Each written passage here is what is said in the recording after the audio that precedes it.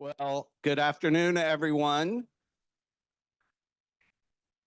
It is my pleasure to welcome you to the kickoff of UC's Research and Innovation Week. My name's Pat Limbach. I serve as the VPR for the university, for those who do not know me. One thing I'd ask, since we're in a pretty tight space with a lot of people, just make sure your cell phones are silenced before we get started, because it'll be very obvious if it goes off, including mine. R&I Week is a great week for us to celebrate all that is happening here at the university. We have a theme this year, the rise of AI, and we have a number of different activities planned throughout the week. You can see the information on the UC Research website. Tomorrow, we have a special panel presentation that will happen in this room talking about the age of AI. It will include one of our own faculty members, Michael Knopp, along with 3 guests, headlined by one of my dear friends and former graduate school roommate, Jack Wells from NVIDIA Corporation. So that will be live streamed and recorded for those who can't attend. We will send out a link to that panel discussion after it is finalized and edited and all of that. Then on Wednesday, we are going to share with the broader community, both UC and around the city, BioFutures. It's an initiative we have been working on as part of Next Lives Here Urban Futures Pathway. The easy way to think of it is the wet lab version of a digital futures, a way for us to do new types of research, new activities, and we've already formed a number of groups of faculty who are looking at those different types of activities. So that will be in this building. Everyone is invited. Wednesday afternoon from 3 to 5 p.m., I believe it is. And then Thursday, we have a special whole morning and part of the afternoon planned with national security research. So many of you are aware UC has made a big push to move into national security related research activities. So we will have a number of discussions about the National Security Research Initiative ongoing at the university in the morning, followed by a special panel presentation on space-related research that will be facilitated by one of our own Digital Futures faculty members and feature one of our faculty who just received in the past year a very large award from the space. Now I'm blanking on Space Force as his award for that. So that's going on. And then the big activity for this week really happens on Tuesday afternoon. So tomorrow afternoon, this building will be open for the Tech Expo. For those who have been by before, you might want to come back because phase 2 renovations are now complete in this building. 2 additional floors have been added. A number of labs have been renovated, so there are new tenants within the building, new capabilities. The 4th floor includes a lot of restricted access research capabilities. So the building will be open tomorrow afternoon from 1 o'clock through about 3:30 for everyone to visit. There's also a progressive lunch throughout the floors of the building, so you can feed yourself. I guess it's noon to 3:30. And then the last thing we conclude, the Provost's office and the Office of Research started this a number of years ago where we allow the deans to recognize faculty excellence. So both in faculty excellence overall and then excellence in research mentoring, and that award ceremony will be here on Friday. So it's a full week of events. I hope you take advantage of those. For those you can't attend, we will send links to everything that is recorded so you can see and share it. R&I Week is a week of celebration, but clearly all of us is involved with research and everyone is here because you have some affinity for that. Understand the challenges that this calendar year has presented to us. It's not been easy for anybody. that's a reality of how things are. But a university of our size and what we focus on, we are not able to accomplish what we have done. We're not able to continue to sustain momentum and grow unless there's good, strong internal partnerships. And one of my strongest partners is Karen Ryan, who's the Executive Director of Government Relations. Karen and I have been tied at the hip for a long time, but over the course of these last 4 months, when she calls, I worry whether I should pick up the phone or not. And I know she feels the same way about me. But because of that and because of the special nature of what's going on, we thought this year we have the opportunity, thanks to Karen, to really let all of you hear from the government relations team about what the state of play is and what we can expect. So I'm going to turn the mic over to Karen to share a little bit more about her role and then introduce her team. Thank you, Pat. Perhaps we should have passed out a couple of Tums with everyone's lunch as we're about to talk about what my team and I are gonna kind of talk about today, which is really the state of affairs of what's happening with funding and policy across the country. But first, before we do that, I want to introduce myself again. Pat, thank you. I'm Karen Ryan. I serve the university as the Executive Director of Government Relations. I've been in this role about 6 years. And I want to give you a little bit of the context of our work before we dive into some of the details. And I'll turn to some of my team for that, who'll come up and give you some slides on that. But I use 5 words to describe the work of government relations here at the university: educate, alert, advocate, raise, and facilitate. So we educate policymakers on issues and initiatives here at the university so they know who we are, what we do, why it's important, and why they need to think it's important, so we can develop champions at the local, state, and federal level. We alert all of you as to things that might be happening with risks and opportunities, although these days it feels a lot more like risk. We advocate to ensure that you see views are reflected in policy debates, that language that's important to us is reflected in law and policy and in funding opportunities. And to do that, what I want to emphasize to this group today is all of you are critical to that part of our work. Your stories, your narratives, your work, all that you do to serve the students, to serve the mission of the university, becomes very important for us to translate that to policymakers at all levels of government. We do what we can to raise the profile of the university with policymakers across all of our jurisdictions, locally at City Hall, the state level with the General Assembly, and in Washington, D.C. with our members of Congress and the agencies that help fund the university's research efforts.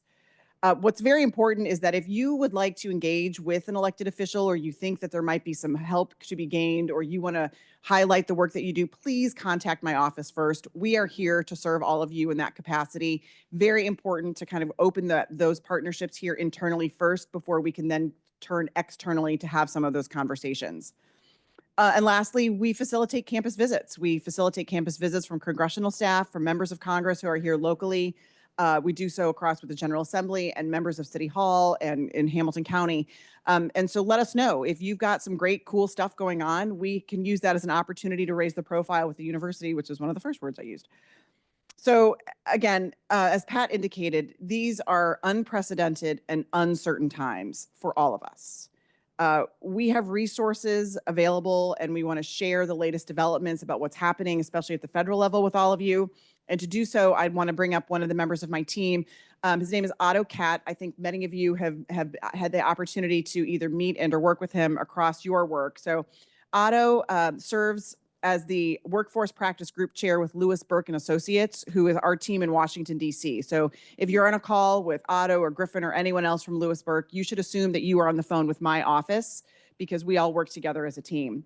Otto provides strategic guidance on legislative, administrative, regulatory issues at the Department of Education, such as it will exist or it does exist today, Department of Labor, in addition to other federal agencies.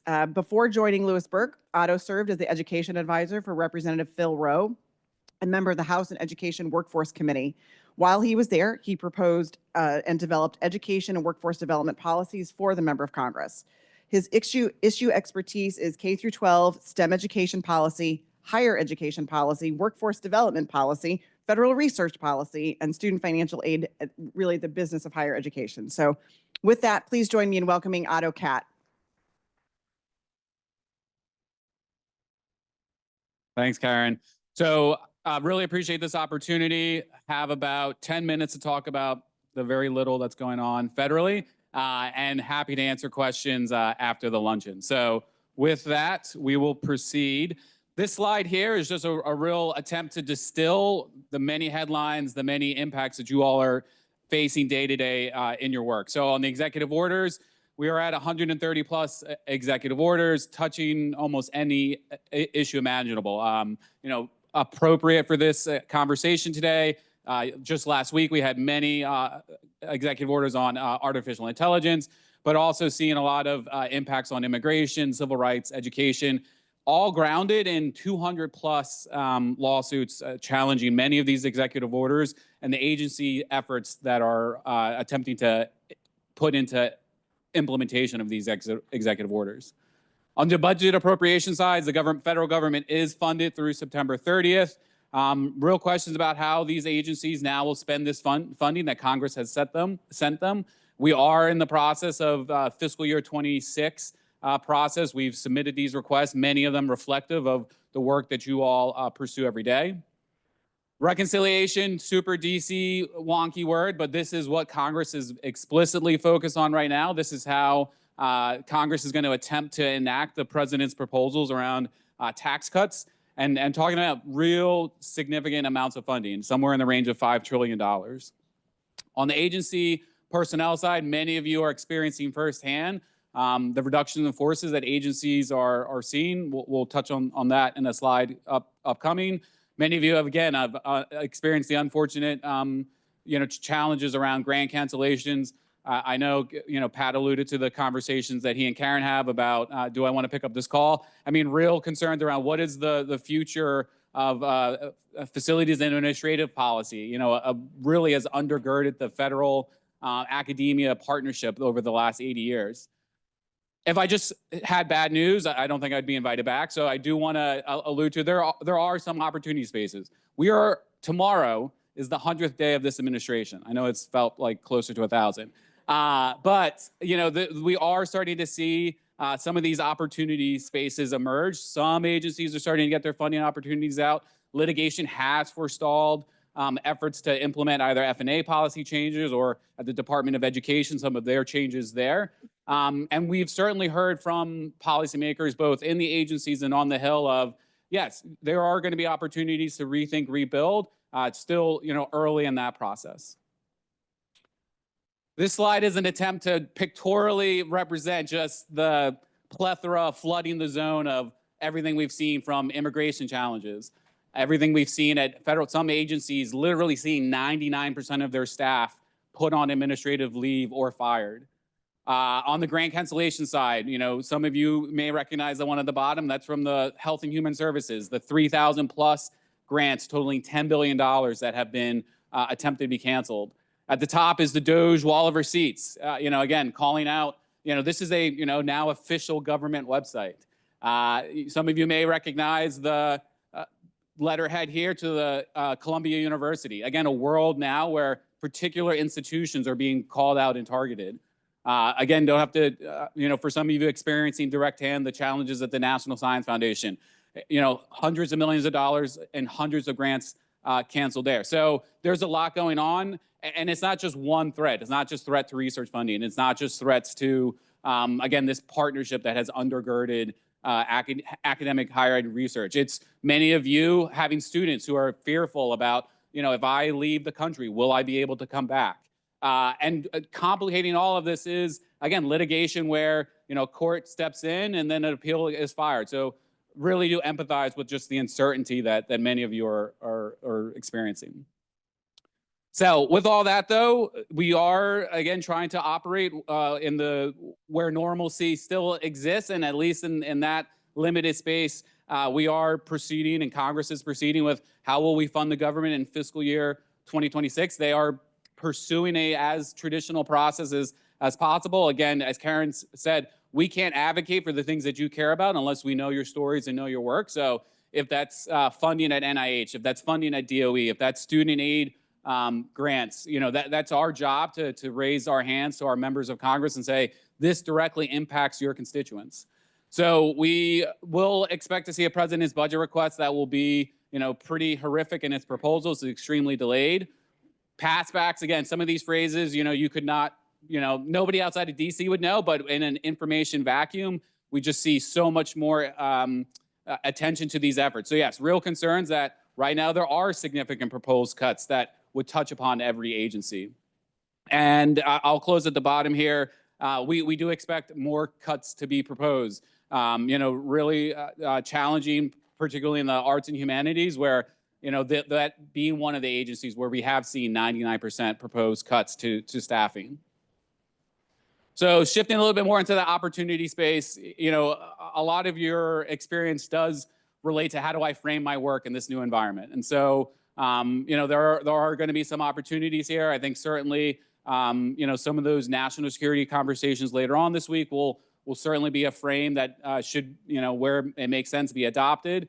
Artificial intelligence, biotechnology, again, threads that we've seen for the first Trump administration, threads that we continue to see, potentially opportunities, and just the reality of, knowing what are frames that are not going to work in this environment. Again, you all have to deal with not only this at the federal level, but recognizing that, particularly in this state, there are state elements that are mirroring what we're seeing at the federal level. So all of this, I will say and ground in, the last couple of years have certainly seen some increased funding opportunities in a lot of spaces. In a reality where Congress also is going to try to pay for $5 trillion in tax cuts, real concerns about, funding increases not being the norm and flat funding really being a win in this environment. So this is my last slide on to close out on what's coming next. Again, as much as I can empathize, in this work, and my colleague Griffin and I, do this for 30 plus other institutions and systems of higher ed, and have just seen like, yes, it has again not felt just like 100 days. It's felt like 1,000 days. But what does a potential spring look like? We've already seen on the DOGE efforts, a moving of the goalposts. This came out on the campaign. We're going to find $2 trillion in cuts, and I think we may be happy now with maybe a couple $100 billion. Again, have been really encouraged by where those institutions that maybe are not publics and have other resources, be it an endowment or again, not having to rely on a state attorney general, being able to say, no, we are going to push back against these challenges and push back for higher education. So I think for us, our big question here is, what will Congress's decision be in reasserting its Article 2 power of the purse efforts? And again, we are seeing some encouraging efforts, members of Congress saying like, hey, right now I'm keeping my head low, but we recognize that, higher ed is what keeps us innovative. It is what keeps us secure national security-wise and economic security-wise. And yeah, we're just going to encourage them to keep pushing that. And I'll close here. Again, past is not prologue, but this is an administration that, again, is more interested in the headlines, more interested in what are the political points that can be scored. And if we look at what did happen under the first Trump administration, we did see increases for research funding. Again, we'll not say that that's guaranteed in this environment, but I think our headline here is certainly understand the challenges that exist right now. But we're hopeful that there will be opportunities, that will emerge. And again, happy to take questions after lunch.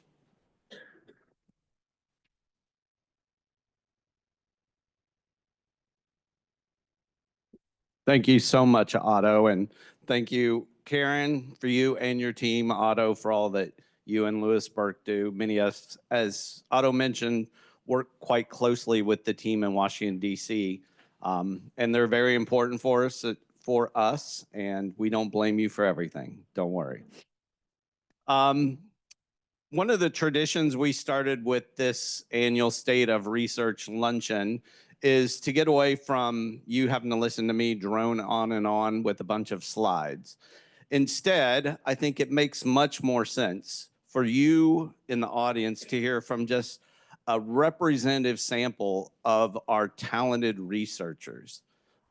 They're the ones who are doing the work. They're the ones who can tell the stories that can speak to the impact that what they are doing makes a difference. And so This part of our agenda, we have our special guests, which are 5 faculty members from 5 different colleges who are going to come up for 2 to 3 minutes, and this is the challenge for faculty too.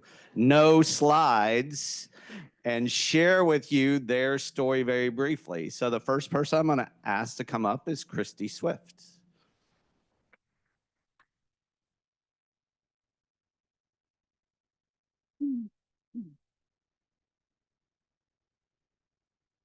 Hello, everyone. My name is Christy Swift. I'm Assistant Professor of Music Studies and Director of the Bachelor of Arts in Music program at CCM.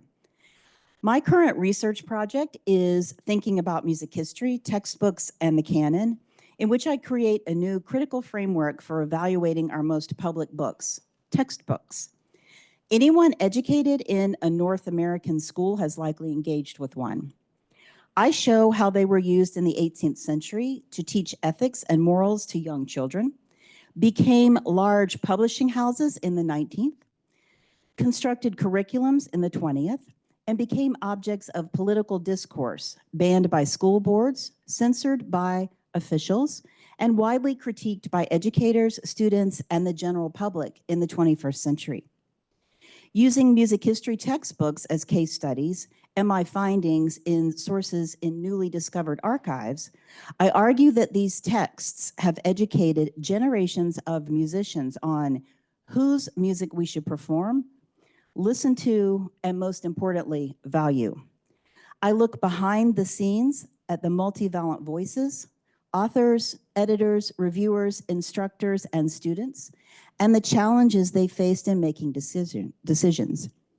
Exploring the middle ground between the polished narrative and the sources reveals the challenges authors faced in choosing content, methods, and narrative language. My book will be impactful as the only monograph thus far to offer a significant study of textbooks. I show how they have reflected and also informed music studies writ large. My book will benefit faculty, students, textbook authors, music connoisseurs, and general readers in showing these books' sustained cultural and historical role in society. Further, what is their role given the rise in AI? The University of Cincinnati is a great place for my research because of the musicology pedagogy component of our graduate program and the music pedagogy certificate that we offer at CCM. Both attract many students to our program. My faculty colleagues and I have served as editors, board members, and reviewers for the Journal of Music History Pedagogy, and I'm currently co-chair of the American Musicological Society Pedagogy Study Group. Additionally, UC is geographically quite close to the archives in which I work at Indiana, Cornell, Yale, and Michigan State Universities. Most importantly, though, Keisha Love in the Provost's office, Pat Limbach, Jennifer Kravickas, Kate Fermansky, Ashley Tebby, Kristen Oberholzer, and Kyle Maycock in the Office of Research, and my Composition, Musicology, and Music Theory Division Head, Jonathan Krieger, make the University of Cincinnati a great place for my research. They do not just cheer you on from the sidelines. They run onto the field, they hand you the ball, and they stay with you until you reach the end zone. This, in my opinion, significantly shows the level of their expertise, their coaching, and their on-the-ground support to significantly advance Next Lives Here research innovations. In my experience and that of many of my colleagues in higher education across the United States, this is extraordinarily atypical in terms of the level of one-to-one investment that I have received at an R1 urban public university, making UC not just a great place, but actually the ideal place for my research. Thank you for listening.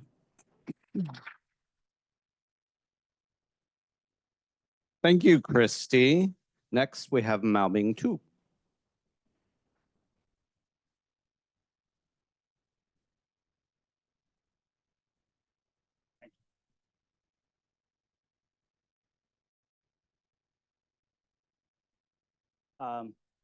Thank you, everyone. I'm glad to be here to talk about my research areas. So for my research, I'm working on sustainable biotechnology, focused on making biomanufacturing more scalable and cost-effective by integrating the synthetic biology, metabolic engineering, and bioprocess engineering. So my research aims to produce biofuels, bio-based chemicals, materials from renewable resource and waste biomass. By engineering more efficient microbials, design smart bioreactor, my research is to increase the production yield and also tighten in sustainable bioprocess. So in the long term, my research is to expand the biomanufacturing industry and also strengthen the domestic bioeconomic in the US. So follow the next question actually is, who are my partners? So I'm collaborating with researchers actually at the National Lab, Idaho National Lab, and National Renewable Energy Lab, and also Ohio State University, Tuskegee, and Procter & Gamble, and also International Paper. If you know, actually one of the first products producer in Cincinnati. So my research funding main come from Department of Energy, National Science Foundation, and also USDA. So next, what's my research impact? So my research impact is to create sustainable solutions for biomanufacturing, and also for the waste valorization, and improve the biomanufacturing and advance the bioeconomics in the US. So for another questions related is let me see, is who benefit? So the industry thinking biomanufacturing technologies, that's one of the main the benefit, and also rural community would benefiting from our research from the bioeconomic opportunities. And also the students who engaged in our cutting edge research, and also the society with improved sustainable environmental sustainability. So finally, why UC is a great place to work? So first, I would say that University of Cincinnati provides collaborative and also interdisciplinary environment that fosters innovation and also support large-scale research initiative with strong ties to the national lab and also the local industry. I think UC is the ideal place to advance the biomanufacturing and also bioprocess engineering research that will address the global challenges and also domestic challenges. That's my speech. Thank you.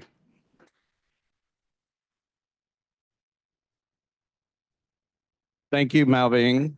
Next is Liz Hobson.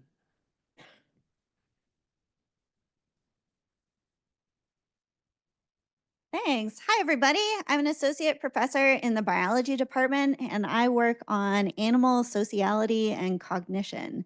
And so a lot of my research, I'm out there in the field watching things like these parakeets that you can see behind me in the picture there, trying to figure out how we can connect the social drama of who cooperates with who fights with who, with what's going on in the social decision-making on the cognitive side. And to do that integration, what we need to do is unite the field research and the data that we can collect on those observations with computational methods, agent-based modeling, and network analysis in order to get that insight into the connections between sociality and cognition. So this research is really fun because just by its nature, social drama is really exciting and fascinating to study. But you can make inferences from there into how to better manage conservation for species, especially that are socially and cognitively complex, and how sociality and cognition can interact with ecology and evolutionary processes to benefit or to provide a cost to these species. More broadly, we can think about how animals store information cognitively and how the ways that animals have evolved shortcuts to storing that kind of information can affect how we design future AI to take advantage of those biological shortcuts that we see in some of these species, like the parakeets. Finally, at the broadest sense, we're doing a lot with data science and trying to integrate undergraduates, especially, into more computational training and training the future workforce by taking something that's really attractive to students, like all this social drama and the cognition behind fighting and cooperating, and secretly teaching them how to code and how to become programmers in a world that increasingly demands these kinds of computational skills. Finally, at UC, I've been really excited because they say that they promote interdisciplinary research, and in my experience, they actually do it. And my work here is fundamentally interdisciplinary, and so I found a really good home here at UC. Thank you. Thank you, Liz. Next up is Chris.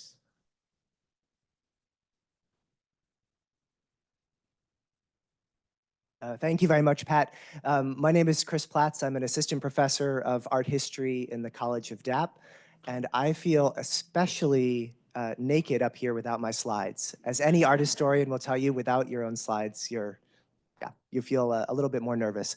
But my research is on medieval and Renaissance artworks from 700, 600, 500 years ago, and trying to think about different ways in which those works of art, in which we can make those works of art come to life, not just as aesthetic objects that we might see in museums, but also to think about the ways in which those works were meaningful to those who originally paid for the works of art, used the works of art, and experienced those works of art. So my research project focuses on one particular city, Venice, which in this period, in the 1300s, 1400s, 1500s, was one of those international centers that everyone came through going in one direction or the other. And what's great about the paintings, imagine large-scale, gold background, panel paintings, glistening colors. What's great about them is that we have a data set where the people who underwrote these works, those who supported them, are male and female, different religious denominations. They spoke different languages and cultural backgrounds. And so what I try to do in my work is I study the works themselves and then any documents, any manuscripts, things like that that I can find in libraries and museums around the world that'll give me insight into these different users, these different types of people. And my goal is to recover something of their voices, recover something of the agency, not the artists themselves, but those who worked with the artists to condition how these artworks looked. And what's great is that we have these works, we have the documents, and it's not just about how we today can appreciate some of the greatest creations of humankind from centuries ago, but also thinking about different people's experiences. My research, I want to make sure I tick all the boxes off. The partners I have are worldwide. The nice thing is I go wherever these artworks are. So with funding, for instance, from the Office of Research, I'll have a chance to go to Poland to a museum where one of these Venetian altarpieces is stored, one that hasn't been studied or looked at. And then I'll think about where it was originally in Venice's cathedral, who were the people who used it and saw it, and what different meanings and experiences did they draw from it, whether they're male or female, whether they're religious or secular. The partners are all over the world, but bringing the project to different audiences, I try to team up with local museums insofar as I can, like the Taft Art Museum, the Cincinnati Art Museum, and others, to do small exhibitions, to share my work in different ways, not just with a scholarly audience, students and other scholars, but also the public, whether it's the public that is reading about artworks and going to museums, whether they're listening on the radio to NPR, whether they're looking at local newspaper or national newspaper articles. So I try to share it in different ways. The ultimate impact of my work is to have people think about some of these highlights of human visual creation, material creation, appreciate them aesthetically, but think about other people's experiences. And I would hope that those who benefit would be, as I said a moment ago, not just scholars and students who I can share my work with, but anyone who goes to museums or reads about this sort of work. The last thing I want to say is that UC is a wonderful place to undertake this kind of work. I'm in the College of DAP, Design, Architecture, Art, and Planning. And so I find many partners in the College of Arts and Sciences in not just humanistic disciplines, but scientific disciplines with which I can collaborate and gain help and support.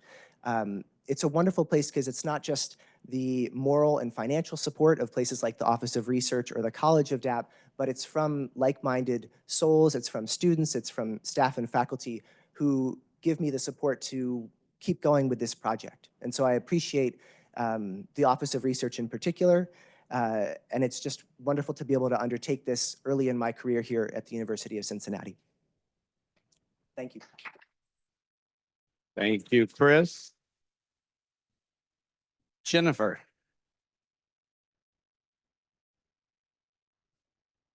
Thank you. Hi, everybody. I'm Jennifer Van Est, Professor of Communication Sciences and Disorders in the College of Allied Health. So by the time you were 3 years old, before you ever started school, you could use and understand up to 1,000 words. By the time you're an adult now, you've spoken millions of sentences, some sentences that were never uttered before, and you know tens of thousands of words. And these words allow you to engage with others, learn new things, and build your careers and lives. However, for many children, the process of language development is disrupted. Early life circumstances, such as prenatal substance exposures or premature birth, often make it challenging for children to become effective communicators. So my research is focused on why, and specifically how patterns of brain activity and brain structure can give us information about communication skills and how this starting point of early effects on the brain interacts with environmental factors. So some factors that might confer more risk for children's development, but also those factors that might bring more resilience. So I partner with physicians and researchers in neonatology, the amazing Dr. Stephanie Merhar, Drs. Nihal Parikh, and Drs. Maria Barnes-Davis, and audiologist Dr. Lisa Hunter, all at Cincinnati Children's Hospital, as well as a large national consortium of researchers. And all of this work is funded by the National Institutes of Health. Currently, I also partner with a lot of 2- and 3-year-olds. They're great partners who are coming in for follow-up speech and language assessments as part of our studies in our lab. So we've recruited from the Cincinnati area hundreds of children who have a history of preterm birth. And we're also in the process of recruiting a cohort of pregnant women who those women and their children, their development will be followed for years to come. The impact of our work will be to better and earlier identify those children who need earlier intervention. These studies allow us to learn a lot about children's brain and cognitive development, but my specific focus as a speech-language pathologist and as an educator of future speech-language pathologists is on intervention related to communication skills. Importantly, communication skills have this huge impact on children's ability to engage with others, to succeed socially, academically, and really in all aspects of their lives. So UC is a really exciting and great place to be doing this work. And it's because we have the technical expertise to study brain function in an advanced way through neuroimaging, through the technological expertise that we have.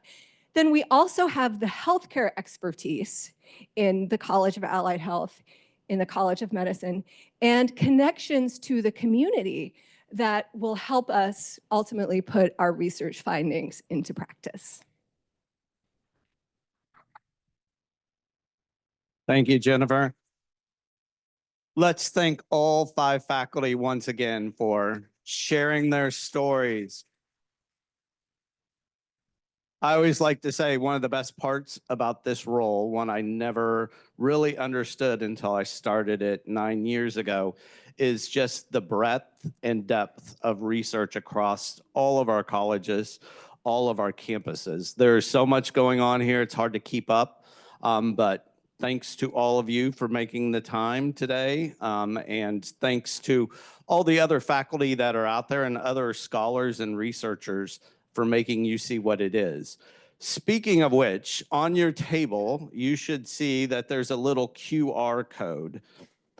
You should pull out your phone, take a pic of the QR code. That will lead you to the annual state of research document that shares some of the facts, figures, and a few of the stories associated with what has occurred this year. A very good year, despite all the headwinds that we heard earlier. Still much for us to be proud of. So take that report, share that report, take the QR code with you, share it with others. That is for broad distribution for everyone out there.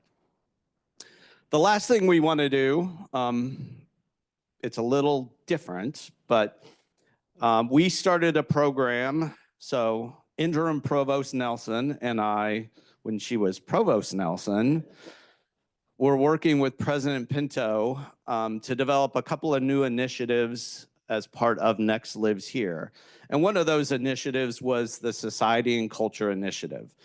It's part of the Urban Futures Pathway, but it's really a way for us to recognize, celebrate, and support the work that happens in the arts, humanities, and social sciences at this institution. And as part of the Society and Culture Initiative, one of the things that we wish to do, and then Provost Ferme and I continue to push forward, is to grow our faculty's recognition by receiving awards from the National Endowment for the Arts and the National Endowment for the Humanities. So maybe that will change. We don't know, but we still want to celebrate all that they have done. And as part of that, any faculty member who received an award as a PI through the university from either the NEA or NEH also receives a Society and Culture Research Fellow Award. And this year we had one faculty member, who I'm going to ask to come up in just a second. I'm going to ask her dean, Pete, if you can come up as well, who received an NEH award. And so this year, our Society and Culture Research Fellow is Christy Swift. Come on up.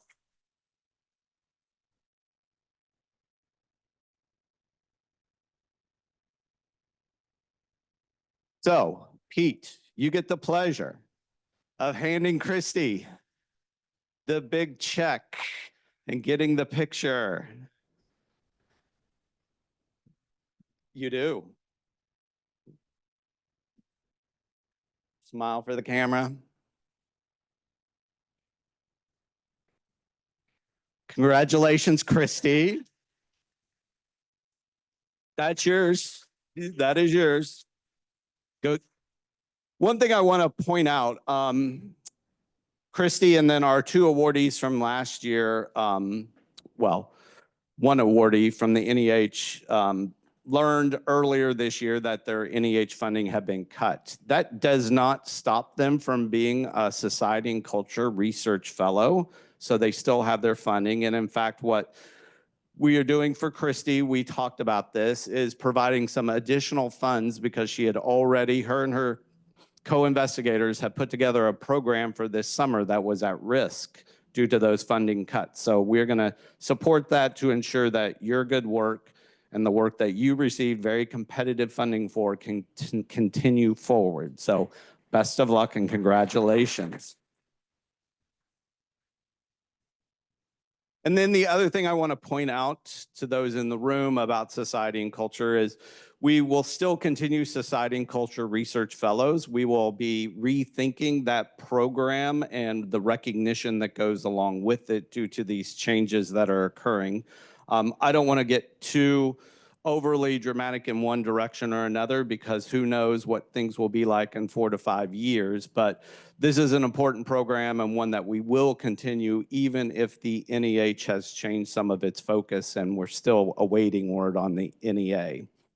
And then the last thing I want to share with everybody, the other part of society and culture that Christy and I were very adamant about is celebrating and promoting faculty for nationally competitive awards. And so we received funding through Next Lives Here to set up a team. Christy mentioned some of the members of that team that are here in the Office of Research that help faculty members, in some cases, apply, put nomination materials together. This year was an especially great year for UC, not all of which went through anything that we might have done as an administration, but you can see our 4 nationally competitive awardees from this year. And I think that's a testament to the work that is done at our colleges. It's a testament to the quality of our faculty. So all the deans that are out there, thank you and congratulations on all of that. And it's also a testament to all the support that's provided throughout the university that makes this type of work possible. So let's just recognize them, even though they are not here today, for their accomplishments.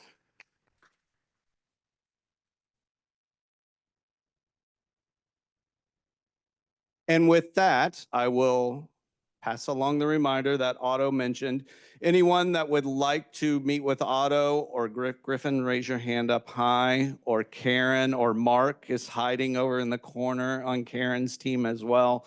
Feel free to do so. Otherwise, you're welcome to stay, chat, mingle with each other, but really appreciate everybody making time today to participate in this kickoff event and hope to see you at another point during this week. But thank you very much.